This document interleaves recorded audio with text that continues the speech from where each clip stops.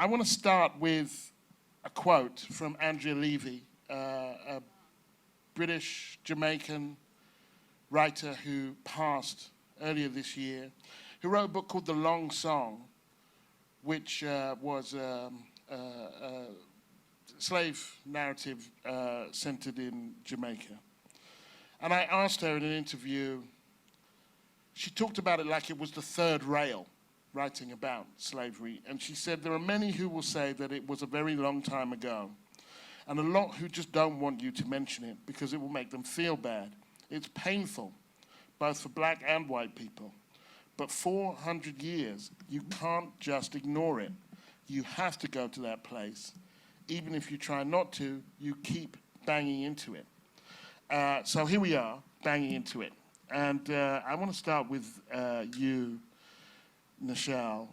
That notion of people understanding there's a conversation that has to be had, but not really wanting to have it.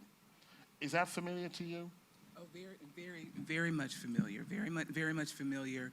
You walk into it every day in every surrounding, because there seems to be an idea that black people take off blackness and put it in a corner.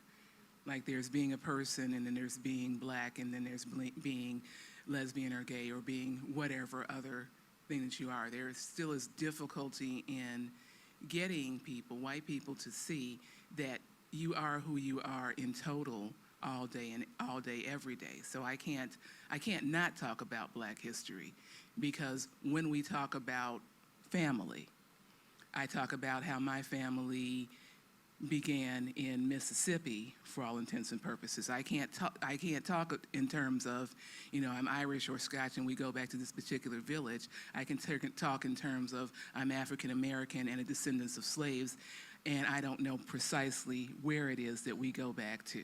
But I do know, say, for example, in the Jewish experience, there can be this kind of wall of silence that will fall around the Holocaust in terms of like, it's too dark, we can't go there. Not that there aren't, that it's not an era or a moment that is acknowledged, because it is, but within the family, within the personal narratives, sometimes the stories just stop, because if you go there, maybe you're never going to come out again. Do you know what I mean? Yes. So there are white people who would rather we didn't talk about it, but there is also a kind of internal silencing, a shame, a kind of a lostness that can sometimes keep us because it's too too. deep and because it's too painful. And you remind me of how people who came out of the South, we don't like to use the word refugees in the U.S., but that's exactly, I think you and I were talking about this one time, like, would African Americans really be refugees in a sense? Because during the Great Migration, so many people left the South in droves, whether they were driven out, whether they decided to leave on their own.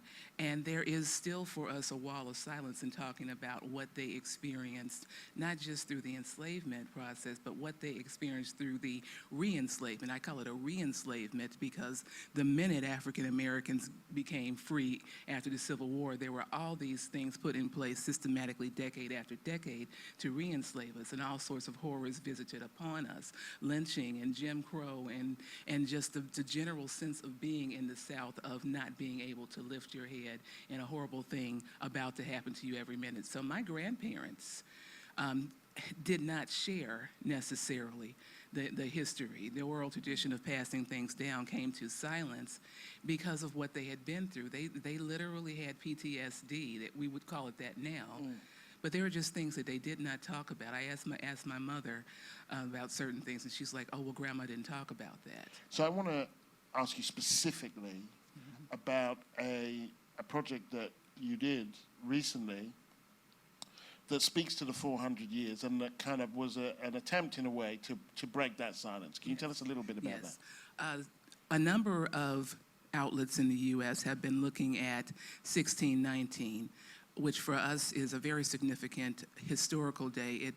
It is a period of time, we date it to August 1619, in which the very first enslaved people from Africa came to what would become the United States. They landed in Virginia, and most people in the U.S. who talk about them refer to the 20 and odd. The first ship that came there brought 20 and odd, and a subsequent ship came and brought a few people to drop them off. This is a significant commemoration for us because the English colony that was developing was really at a point of self-destruction and at a point of starvation. These first Africans that came in literally saved the colony, but people won't talk about that. What they will talk about is, 1619, it's Jamestown, it's the beginning of democracy, it's the beginning of our modern government, and they don't talk about anything really other than the wealthy white men for whom the colony was set up. So one part of what I and other people and other major outlets are doing with our various 1619 projects are extending that narrative, changing that narrative, and including the African American story. This has led to all sorts of firsts. There's the wonderful New York Times project that, if you've heard of anything you may have heard of. We have a 1619 project. I started researching this 2 years ago, knowing that this would be a significant anniversary. It's taken our team in particular back to Angola, back to the very start of the transatlantic slave trade from the perspective of the 20 and odd. Talking about that, getting the license to cover it has been, well, it's been inspiring for us because we've had a lot of firsts. We've had the first African-American team of journalists to be sent abroad, to be sent to Africa to do this work. So we all invested in this very closely. Talking about it still, you still have people who want to know why there's so much emphasis. There's a bit of hype earlier in the year about Trump not really understanding. Newt Gingrich, one of our Republicans who surfaces from time to time to comment on things before going back underground. People saying this isn't important, this is a lie. It taps into very much that vein of when African Americans begin to tell their own stories, their own unfiltered stories from their point of view. The first thing that people who are not African American want to say, white people in particular, will say, that's a lie. They'll get angry. They'll get upset. Some people will disintegrate into tears. Anything to do to avoid having the conversation that implicates them. What we really want to happen in looking at the 1619 project is talk about the full story. The United States didn't just plop down in a neat little package and here rolls prosperity, and here rolls democracy, and here rolls what we call the most prosperous nation on earth. There was a building process that was built not only on the backs of white immigrants from Europe, but in large part, in major part, on the backs of African slaves, beginning with that first 20 and odd. So there needs to be an acknowledgement that the way that we became great has been through that free labor. It's the only way it could have been done. Thank you. And in the same way that if you talk to different people about the World War, the Second World War, it started at different times to different people. If you were Chinese, it started in 37. If you were American, it started in 41. The slave trade worked quite differently in the Caribbean. I mean, there were many similarities, but then there were many differences. And I wanted to come to you and just ask you to talk through some of those differences. You live in the States now, and I know you have some of the story that you want to read. Yeah. So, hello, everyone. Oh, good. Hi. Good afternoon, or good morning, I should say. So, the way how I tackle this, especially in my own work, is highlighting the generational trauma. Because, I mean, of course, slavery happened, and in the Caribbean, we don't even speak about it as much. However, we do see it in the way how, as Jamaicans especially, because that's where I was born and raised, in the way how we, as a people, come of age, right? We do, for example, the flogging that happens, and then also the self-loathing that happens. But nobody really sits down to talk about where does that come from? You know, we were colonized by the British, of course, after the brutal history of slavery, but at the same time, we were still enslaved mentally. And so for me, I use fiction kind of to explore that even more, given that we didn't really have those conversations growing up. And so I was actually mentioning to Gary that I was going to read, I'm going to read like a small excerpt of a monologue by a character in my first novel, Here Comes the Sun. It's Dolores, who's the mother character.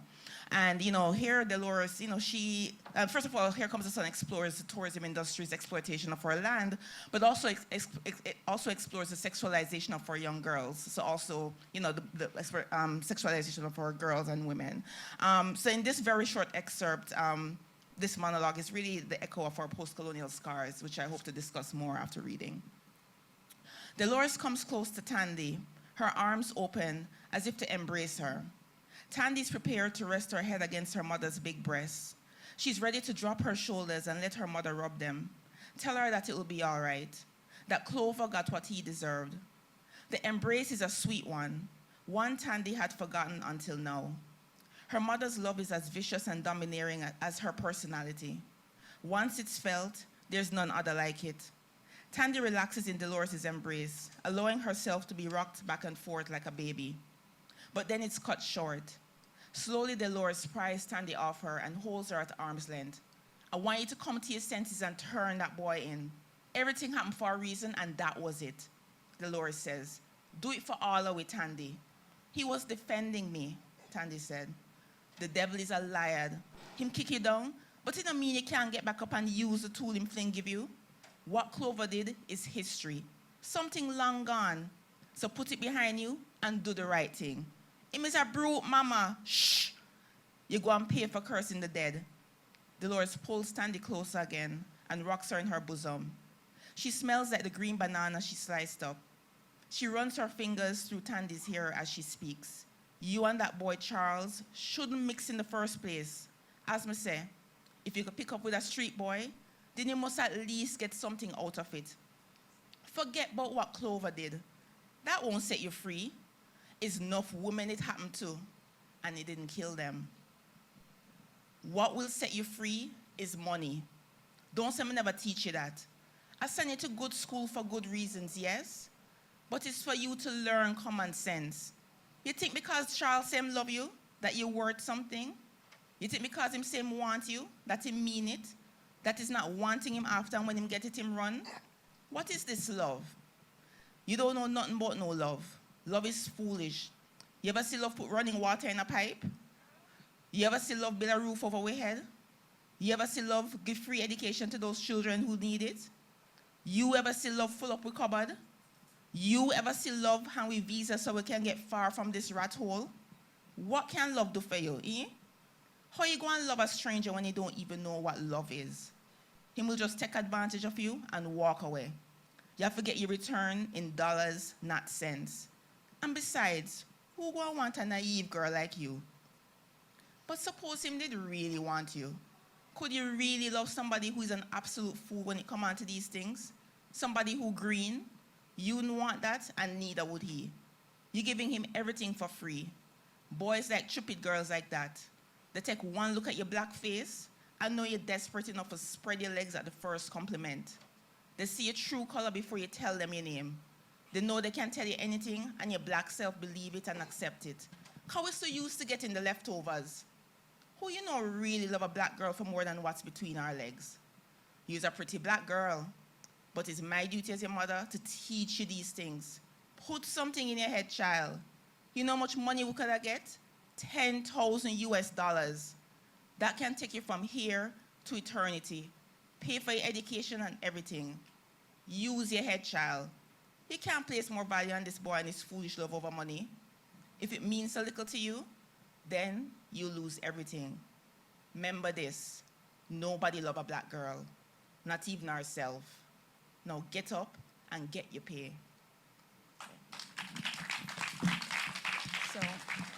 So talk us through that briefly. yeah, so So that very heavy monologue between Dolores and her daughter. So, you know, like I open up by saying that we don't really talk about this in the Caribbean. But clearly in Dolores' monologue, you hear it, right? You hear the self-loathing. You hear everything that we went through, but at the same time, refuse to discuss. So, you know, I always tell people this, like usually growing up in Jamaica, especially as a woman, I was socialized to respect silence and shame over my own voice. And I feel like even if we had questions about what really took place, you know, our history books, I felt like I wasn't really privy to really what the slave narrative or really what really took place. It was more like, yeah, we knew about Nanny of the Maroons, we learned about Kuju, we learned about all these individuals, but then quickly, you know, Christopher Columbus took up half of the semester, for example. So for me now, writing my books now, exploring those generational traumas and really what really happened and how we actually carry this trauma with us, you know, not only in terms of our physical bodies, but also mental and emotional, and how we actually pass that on to our children and also our grandchildren. And so I felt like, for me, like I'm not an academic for sure, and I don't write to be didactic, but at the same time, I use my characters to kind of show the mentality, especially for people who were still disconnected from where they came from. But if you take that theme, there are women and girls in countries that weren't enslaved and weren't even colonized who were still raised to value their silence and shame over their voice. Yeah. What is it specifically about the slavery legacy, the legacy of slavery, that would imbue that? I mean, of course, we are, as Black women, especially Black men, we never had ownership of our bodies. You know, slavery, you know, to go through 400 years of, you know, being raped, you know, when the master wants to rape us, or to carry children, but not being able to like keep them as our own, right?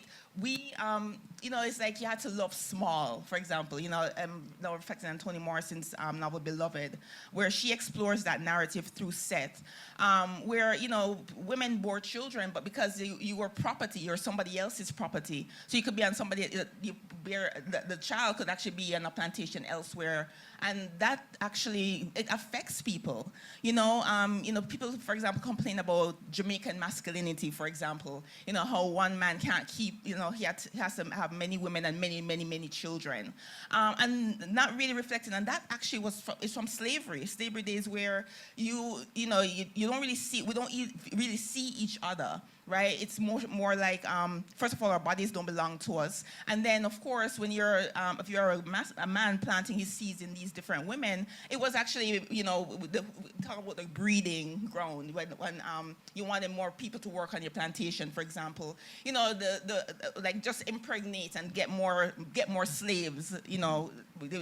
A lot of the babies who during that time was actually raised now to be workers in the cane field or whatever plantation. So I feel like we still carry that. We really still carry that as a people, and because we don't really talk about that or really reflect on it, it just becomes a part of the culture. Like, oh, there's a shrug. Like, oh yeah, that's how Jamaican men are. You know, without really reflecting on that. Can I just add something quickly to that? That the horror is so extreme that you would kill your child rather than allow your child to be taken by the slave catchers. Right, exactly. Right? Like that's the extent of the terror of the condition.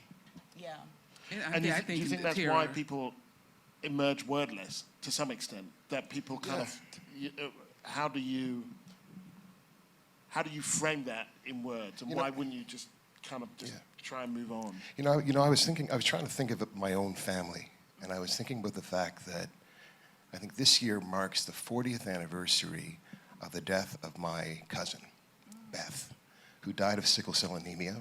She was one of the first kids, I think, in Ottawa to die of it. And it was traumatizing. She died at my house. And I'm thinking that, you know, we haven't had that conversation, even within our own family, right? Human beings have difficulty dealing with catastrophe. How do you talk about the loss of a child? How do you talk about extreme trauma? So that I think it's not even so much refusing to deal with it, Sometimes it's that you just don't even have the language.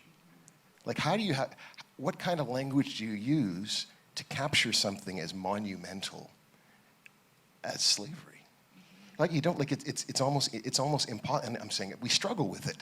And our artists have dealt with it in remarkable ways, but even then, you can't fully capture the horror. You know, when you think about the kinds of, it's not just that people were killed and maimed, it's the art. You know, the kind of, the various ways in which bodies were ripped apart, blown up.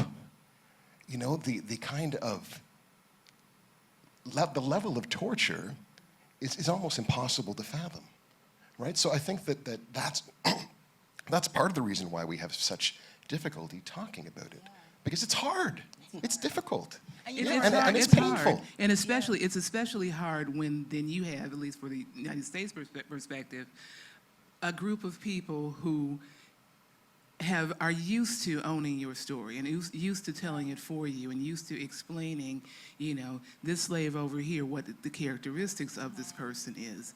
So you still have that even today, if you would agree, the inclination to try to tell our stories for us and to interrupt our stories with tears or any sort of other mechanism so that our narrative can be taken and owned by somebody else. Exactly, you know, and thank you for bringing up language, because, I mean, yes, our bodies were raped, you know, you know, it was terrible what happened, but also they took our tongue. They took our tongue, and to tell a group of people you can't speak your language, right? That's like first robbing them of their identities. But of course, our identities were stripped from us when we were brought over on the slave ships to the Caribbean and, of course, to the Americas as well. But in terms of owning narrative, now, if you look at us as individuals now, wanting to tell our stories, wanting to tell our truths, right, wanting to talk about these generational traumas, majority of us don't have it, right? Because, like, for example, I write my stories in dialect, in Jamaican patois, for example, and you know, a lot of our people can't read patois, you know, and we are also told to shun patois because if you speak patois, that means that you're less educated and you're less cultured, right? And so that's really, again, shunning us, like having us shun that language because, well, you know, you guys can't speak, when you speak patois, it's always, if you notice, in a joke, but we can't really echo what pain is. Like, you'll never hear a Jamaican, especially with our dramatists. I have a dramatist right here in the front row. When sometimes you hear dramatists speak in our language, and it's usually to get laughs, right? But not to echo the pain that happens to us, right? To use our own language to talk about those pains. And that's really, again, what I do as an artist. I try to know to use that very language that we were told not to use, our people's language, and actually explore those pains that we never talk about. Can I bring it into the contemporary moment and also just bring it to here in Nigeria? Because my job, like, I'm an anchor, so I anchor the 6 o'clock news in Ottawa. And I was trying to imagine, like, how do you cover slavery in that moment? Right? And I was thinking about here in Nigeria, the fact that, think about the trauma that the kidnapping of all of those girls has caused this country. But not just caused this country, caused people around the world. People around the world felt connected to it. And so you think back to the mass kidnapping. Millions and millions of people were basically ripped from their homes, never to see the home again. How would you cover that?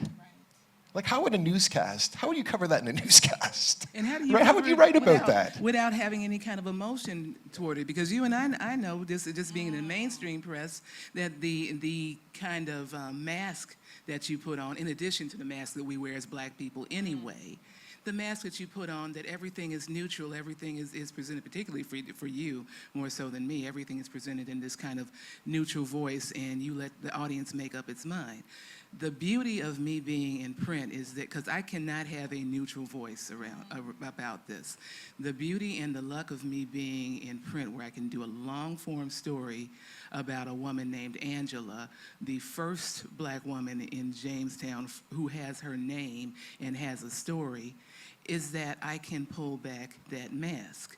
I can use the Black History Month special section, and we didn't even know it would take off the first year we did it. It was just, let's commemorate the March on Washington and talk about Martin Luther King a little bit. But now that's taken off, and I've been able to use that as a vehicle to get our voices out there with all their rawness and all their pain and all their beauty, frankly, and put in words on paper things that you would not maybe be allowed to say in Canada to stir the emotion. Yeah, same. I really, the license of fiction, you know, fiction gives me the opportunity to speak those truths, to actually document the stories of these women, these untold stories, and also men as well. I don't know what I would have done if I were a news anchor, but I know, for example, when I'm alone at my desk writing my novels, I have that freedom. Yeah.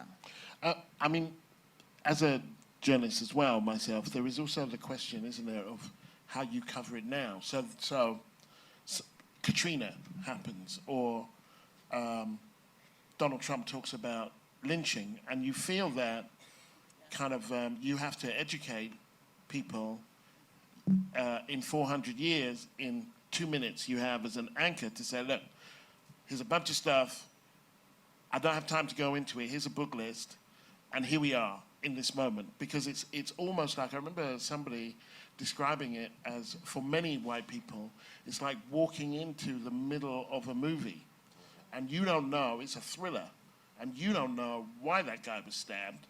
You don't know who stabbed him. So you're just like, well, I don't really understand this, but that looks like a bad guy, that looks like a victim. So there's no the ahistorical nature when it comes to this stuff of our society. So in Britain, everyone will tell you about 1066, because that's the last time Britain was invaded.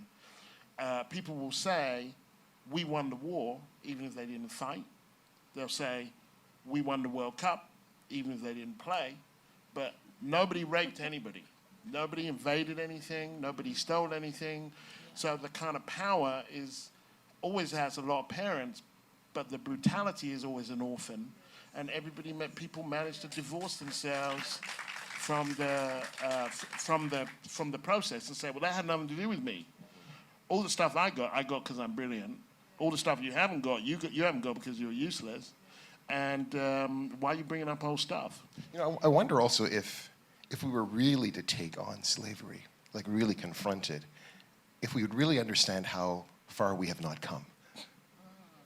Yeah. Oh, for sure. Oh, for sure. And I've been lucky in that we've been able to push it and go further than most. I mean, phenomenally. Go all the way back to Angola, go all the way back to the very kingdom that this first group of enslaved people came from. Is just an incredible inching toward being able to tell that full story. How do we even distill that for people who are viewing it almost as a movie? It had nothing to do with me. Yeah, but I said that because, you know, when you think about slavery, you think about often like three things, right? You think about it being about confinement, you think about it being about control, and you think about it being about surveillance. What's different? Yeah, from this moment, we still definitely have right? that.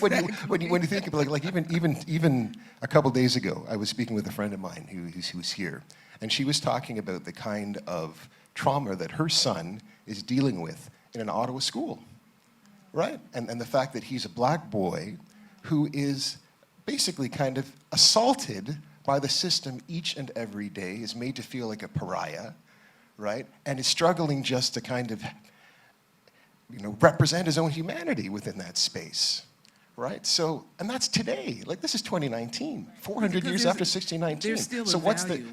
Again, we have a certain kind of agency, but what's the difference?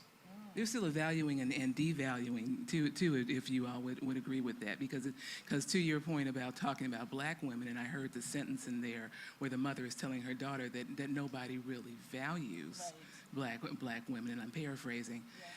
We have that still, don't we? Because I'm thinking about we're valued for our bodies still in terms of what they can do for other people. Right. When I think about that enslaved woman I've referred to, Angela, she had a name at least primarily because she had value to the household. The sources I talked to said that was phenomenal, that after 6 years, in 1625, 6 years after she had been deposited on the colony, she still had a name and a story, and she was worth mentioning almost as if she was an equal among these other white servants that she was working with, because her body had value. When she was enslaved by another tribe on behalf of the Portuguese, it was because of the value her body had in terms of bearing children, in terms of being able to maintain a garden and maintain a household. So it's a very weird sense of being black and female in North America, where you are valued in terms of the work that you do, even today, valued in terms of being the one who's called upon to do the work and push the project and lead the thing, and not expected to be even thanked half of the time for the work that you do, but then devalued as a woman in other ways, not expected to, oh, you have to go home to a husband, you have a family that you want to go visit, you have other things that you have to do besides go home and sit in the corner and wait until, you're called upon to use your body for work in some sort of way. That's at least part of it, to your point, nothing having changed, sort of, we're put off to the side to wait until someone calls upon us to use our bodies for their good and not ours. So I just want to interject with, this is a quote from, I don't know if any of you saw Ta-Nehisi Coates' long piece on reparations, and he speaks to this accounting, if you will. He says, now we've half stepped away from our long centuries of despoilment, promising never again, but still we are haunted. It's as though we have run up a credit card bill and, having pledged to change no more, remain befuddled that the balance does not disappear. The effects of that balance, interest accruing daily, are all around us. Now, I think that one of the challenges that we have in having this conversation in a broader setting, if you just take us on here, is that someone will say, you say nothing's changed, you've come back, you've been able to come back, you're all doing okay. Why are you bringing up old stuff? I mean, that is the response that we get. I'm wondering what your kind of elevator response to you're doing fine, why do you keep bringing this up? What's your mic drop, if you want, kind of piss off to that? Yeah, which I frequently do, kind of say piss off or worse words in an American context. But my basic statement is, because we haven't dealt with it, because we haven't healed, and it's not all about me. It is not all about whether I have been able to prosper, particularly in an individual sense. There is still the responsibility that you feel. I come from Gary, in Indiana. This is not a place of great wealth. There's nothing in my personal background that suggests that I should be at USA Today or have the pulpit that I do. But having got there through hard work and divine grace, it's my responsibility to look at the overall situation and articulate the human condition. I always have liked James Baldwin in the way he said that of himself, that he was a witness. And that's exactly how I feel. And it's a responsibility to continue to tell the story, pick it apart, so that we all may be healed. I remember when Here Comes the Sun came out and it made that whole bestseller mark. And I remember my editor looking at me, this white woman who I love dearly, said to me, Nicole... There's a butt coming, isn't there? Right. Right, she said to me, Nicole, you're living the American dream, right? And it took me a while to even understand what she meant, because in my mind, I wasn't really living the American dream, because I felt like I still had that responsibility. First of all, and Jamaicans would also look at me like, oh my God, you're living that dream, right? But I feel like I can't embrace what quote unquote success is unless if my people aren't free as well mentally. Even sitting on this stage, or even reflecting on even going back home to visit family members, I still feel silenced. And that silencing happens even when I'm living in America, when I'm told, oh no, you're all right, no need to speak out on that issue. Or when I go to Jamaica, speaking for other lesbians, oh no, but you and your wife could actually come and, exist on the hills now, you don't need to talk about anything else. Because again, tourist economy, not wanting people to see your dirty laundry.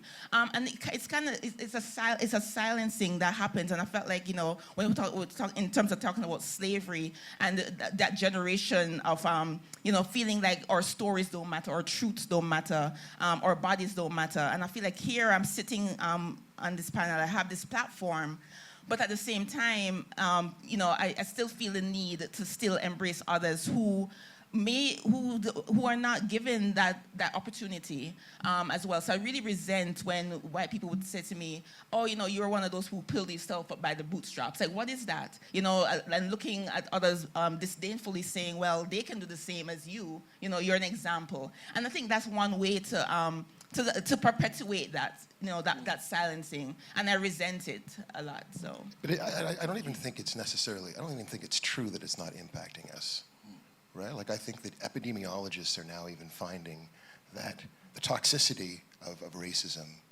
within, let's say, the North American context is actually starting to distort our DNA, right? Like it's actually having an effect on the way in which we age, right? When you think about even life expectancy, right? Like in places like Chicago, sometimes it's extreme. Like if you're and Gary, you can speak to this, but in some black communities in Chicago, you will live 30 years less. If you can expect a black baby, to live 30 years less than a white baby. How does that make any sense? The life expectancy of a black man in DC is lower than the life expectancy of a man on the Gaza Strip. That's UN figures. Because there's the daily stress, and DC is its own animal anyway. Just being the capital of the U.S., there is that additional layer of politics and expectation for people who live there, and then they don't have the right to vote and choose people. So things are visited upon them in a way that are a little bit different from Chicago or New York or some places, but still you have that oppression of poverty, of bigotry, of expectations that you're not going to do anything, that you don't amount to anything, that you have no value. When you look around, it's like, well, my ancestors built the White House. They built the Capitol building. They built every brick in every building in D.C. has a black man's hand on it. And yet you are telling me, you are clustering me in Southeast or Northeast and telling me that I have no value. And the minute that I attempt to gather some value for myself, I'm shot dead in the street. And I want to invoke Canada, because Canada is often framed as this kind of haven, this place of innocence, right? Which we know. Well, I know better now. Right. But we know that's not true. Like for example, the black population in Canada is about 3% of the total. Currently, in terms of incarceration rates, it's 10% of the prison population. And in fact, I think in the last 10 years, the black prison population has grown by 70%. 7-0. Right? In Canada, right? Which is supposed to be the best place in the world to live in. Isn't that what they tell you? I didn't think there were 70 black people in Canada. Really? It's just such a small population. I'll shut up now. So there's one last thing I want us just to meditate on before I pass it out to the audience, which is that we all come from slave heritage in one way or another. African American, 2 Barbadians. I should say Barbadian. My mom's from Antigua. So I need to reference, Jamaica Kincaid. I need to, These are the things that Caribbeans argue indeed, about. Indeed. Vivian Richards. For people who know cricket, anyone here know cricket? Vivian Richards? Yeah. Okay. All right. We have islands that are like villages with flags. And if you hear a Barbadian talk smack about Jamaican, or a Jamaican talk smack about an Antiguan, goodness gracious me. The island of St. Kitts and Nevis has been trying to leave St. Kitts. That would be a country of about 200 people. So we have, from wherever we've come, we ended up somewhere else. And here we are in Africa. And it's not, I don't find this a difficult thing to admit or understand that the Europeans didn't do it by themselves, right? It was an inside job too. And so how do we have that conversation? Not the conversation that says, maybe your people sold my people. Not that conversation, because that's not going anywhere. But we're all black, and yet we have very, very different experiences and understandings of kind of what that means because of the slave experience. And so talking about the slave experience kind of demands talking across 400 years when we were separated from kin. So I'm just wondering if you have any meditations about how we have that conversation, because it feels like a conversation we don't have often enough. You know, I think the conversation, you know, for all of us has to always focus on freedom.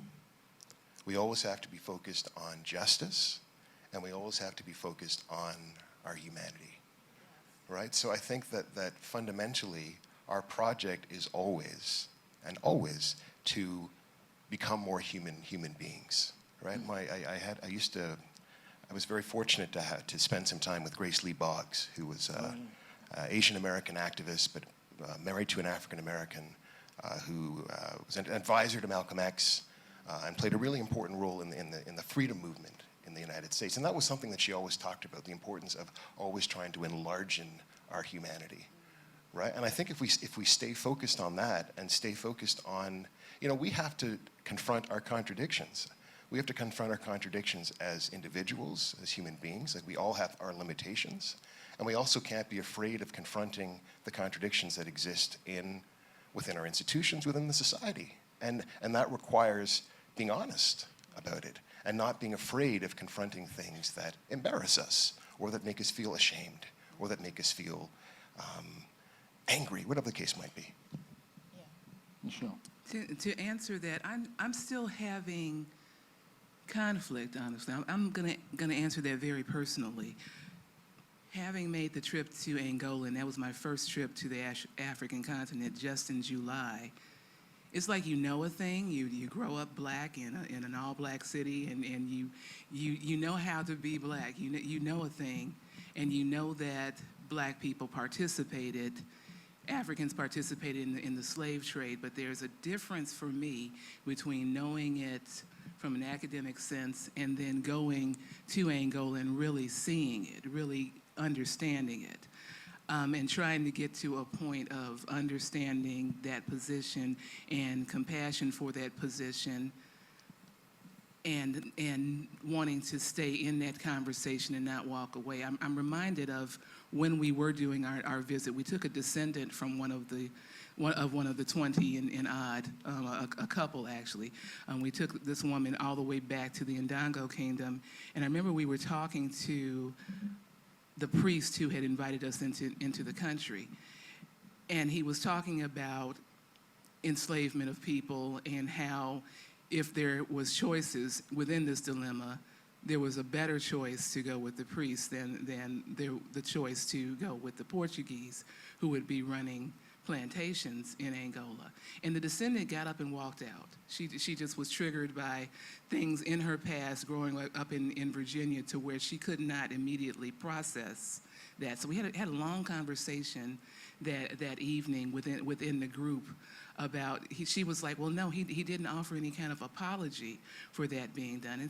And I'm like, well, it's a different type of slavery, a different type of understanding of slavery. And even in the story that I wrote about Angela, I wrote in that it was a condition, a tradition that had been going on for millennia. It wasn't unusual to trade people along with goods and services. But when you get to the slave fort and pick up that feeling, and you're like, oh my God, these people were walked up and enslaved and baptized and branded and then taken to the river by canoe and then taken and loaded onto slave ships. And there was a concerted effort to wipe out this entire kingdom. And you see that the land between Luanda and this kingdom is still barren today because it was wiped out in the slave trade that black people participated in. It's still difficult for me to really come to grips with my emotion and then begin to have a conversation about it, because you know it and you understand it intellectually in the context. But given being a descendant of slaves, and slaves from the Deep South, where things were especially brutal, After they could bring in no more slaves to the U.S., they made their own. They had breeding farms. They transported at least 1 million people from the upper South to the lower South. People were divided from their families. People were brutalized in all manner of ways. We ended up in the North because my grandfather got into it with a white man in 1950 and was basically threatened with a lynching, so he had to move. So when I think about all that befell those who got on that ship, and that Black people were in part complicit and responsible for it, I'm needing to process that a little bit more, because that has hit me emotionally just recently in the course of the writing I've done. So it's a process that I need to have before I can come to the table and be able to speak about it in a more neutral way, if that makes any sense. But I do think we should state, and I'll be really quick, that we only became Black when we got on the ship. Well, that's, yes. Yeah, that's a point too. That's a point in the processing, that it wasn't, because we look at it as, Black people selling other Black people, but that was not the way that people looked at it then. So that's another level of discussion with ourselves, and we did as a group discuss that. Well, it was a very different concept then. I mean, I remember being in the Cape Coast at Elmina Castle, and this argument breaking out because Ghanaians paid a certain price and foreigners paid a certain price, and there was an African American who was with us, and they were like, no, we should be paying like the local price or less, because these were our people. And my feeling was, you're not going to win that argument through the entrance fee to the Elmina Castle, but I know what you mean. Like, I see your sense of kind of, where do I fit into this story? Everybody, I'm a object, but somehow, never get to be a subject. So, yeah. Sorry. Yeah, so I'm also going to have a personal spin on this as well. So I grew up in a Black country, Jamaica, born and raised. And one of the things that I remembered from a very young age was feeling oppressed by my own people. These were Black people like myself, Black people telling me I'm too dark. Stay out of that sun or you're going to get too black. So definitely colorism, classism, the oppression was, I think it's more hurtful then, because people would ask me, yes, coming to America, how do you feel about racism? And I'm like, racism is definitely completely terrible. But you kind of expect that from white people, right? You kind of expect that oppression coming from white people. But when your own people look at you as the enemy, it affects you in a completely different way. So I felt like I'd always carried that hurt with me to this day, and that's actually what I write about as well. In addition to that, in terms of addressing that generational trauma that we opened with, writing these stories, telling, for example, about the exploitation of our bodies as girls, as women on the island, talking about the fact that, well, how is it that, a pedophile could walk freely in Jamaica, but yet still somebody who is identified as lesbian or gay or trans get killed, exploring that and being told, oh no, don't talk about that because you're airing our dirty laundry. It was actually another writer who said, but you don't work for the Jamaica Tourism Board, but being that hurt child, I feel like, my child, like tapping into that girl who was hurt, is probably the one who's at the desk writing, because I feel like writing helps me to unpack the tragedy that happened, the impact of slavery on our people, the impact of course, us still having those post-colonial scars, but having no way to shake it. And I feel like through my pen, I'm able to free myself. Because I felt like I was never freed. Even when you talk about the physical body, for example, growing up in the Caribbean, we wore uniforms, right? We were supposed to sit a certain way, speak a certain way, which again erased our language. And of course, those uniforms really erased who we are as individuals as well. And so that was really done, I feel like, to make us less unique, right? To actually make us less unique. And I felt like the oppression really has to come, from within. And I really feel like now I have that opportunity to release that. Okay. But it's like the opportunity to be an individual. Right. Like our individuality matters. Yeah. So we got time, I think, for 2 questions. We're going to be quick. So if you're going to say, I've got a question, but it's not that quick, then put your hand down. I see a man at the person at the back there and person at the side there. Beyond acknowledging the debacle and invoking the catharsis when we have to, do you guys think that reparations would, at the end of the day, right any wrongs in the long term or short term? And how do we even compel the reparations to take place in the first place? Yeah, so. Okay, I want to take your question now straight away and then have the panel answer them both, or just one if you prefer. Okay. Nicole, you tell your stories through fiction, and really, what truth is stronger than fiction? I want to know what would be your response to people like Lionel Shriver, who argue that because it's fiction, they are at liberty to tell anyone's story. Okay, two good questions. Blissfully short, but very complicated. I guess since the last one was aimed at you, then Nicole.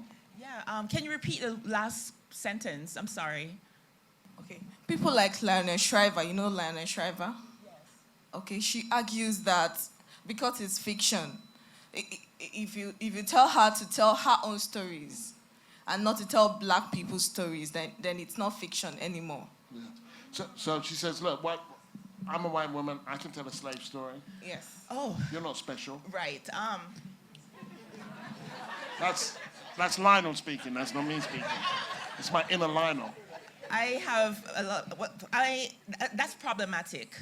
That's problematic. And again, that's stealing our voices. That's taking up. That's silencing us. First of all, we have been silenced for so long, right? Now we have the opportunity, and that's why I teach, right? I teach. I make sure that I give back. I give people the pen to write their own stories, because it was Zora who says, we have to write it. We have to write our own truths. We have to own our own narrative. So for somebody else, for this white woman to now say, I can write a slave narrative, or I can write a Black American or a Nigerian or a Jamaican, it's dismissive of who we are as individuals, right? We are human beings with stories, and I feel like it's for them to do that, it's like colonizing us over again, because that was really what it was. Still telling our own truths. We have our own voices, so now we can own our narratives. Is there a place to say to, how about it? Just don't expect me to read it, and don't expect anybody who I respect to respect it. Like, you have the right to be as stupid and racist as you want to be, right. And I have the right to ignore you. Right, and exactly, but the sad thing is, though, you have to be political about it. So, for example, I teach fiction at Princeton, right? There are students who do that, but at the same time, you can't tell a student not to write a story, right? But you can actually say, how many friends do you know? I mean, those are the questions that you're told to ask students if you want to explore certain stories. How many friends do you know of that of that culture, right, of that race? Do you have a sensitivity reader? Little, very, mild questions that way, as opposed to coming out, what I just said just now in front of a whole audience, like, don't do that, right? You can't tell a young student not to, but now that I do have the freedom on the stage to say, I completely would have probably went your route and say, no, I would not read it, I would not buy it, and end of story. You guys, about that or the reparations? Yeah, I was going to say a little bit about that. That reminds me of being in the newsroom. There were years when I didn't have any idea what staff I was going to have, so I had to take the staff that was available at the time.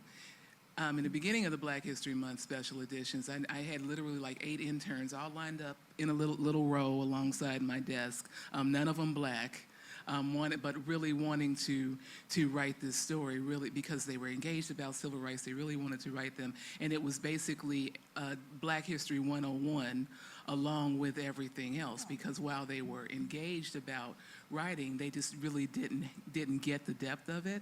And about half of them still write for me, and because they've been able to go further and learn. The other half went their own way and looked at a topic as a topic and chose another topic. So I think there's a way to bring people along. It's unfortunate that we kind of always are burdened with having to do that, and then to hear somebody say, oh, well, it's just as well for this person to be given to you, to be assigned to this story as this other person that you really want to get because they're a Pulitzer Prize winner, because they know their topic back and forth, and you want to pay them to write this story, but yet you have another person who doesn't know it. It's not an interchangeable topic all the time. If you want to put together a quiz on Black history, something superficial like that, give that to anybody. But if you want to do some sort of in-depth analysis of the situation, that's not a just for anybody story. It's not interchangeable. And the biggest challenge, I think, in American newsrooms is trying to get people to understand that,